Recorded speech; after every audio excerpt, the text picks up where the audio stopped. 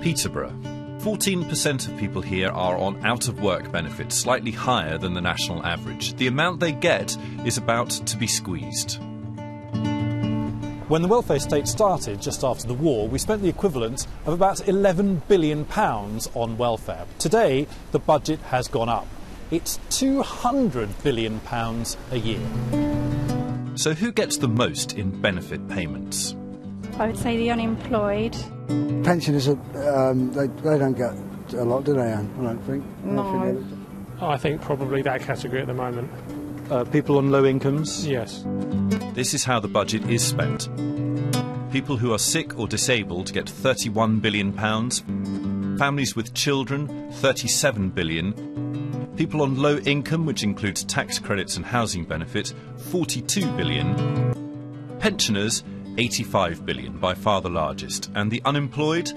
Job seekers' allowance came to £5 billion last year. The government says the welfare budget is too high, is out of control, and it's too easy for people to live on benefits. So they're introducing a whole raft of changes that come into effect in the next 2 weeks.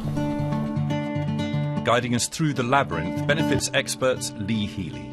Pensioners may get the largest share of the welfare budgets, but they've been largely unaffected by the changes. The government will save most money by using caps.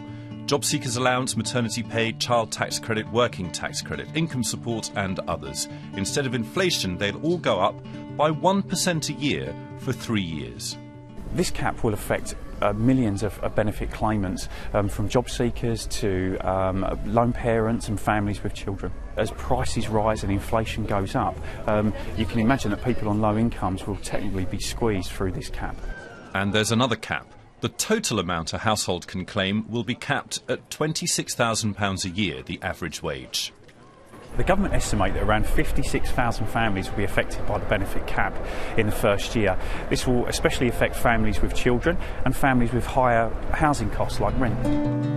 There are other changes happening in April. Disability benefits will start to be reformed. Housing benefit will be cut for people deemed to have more bedrooms than they need.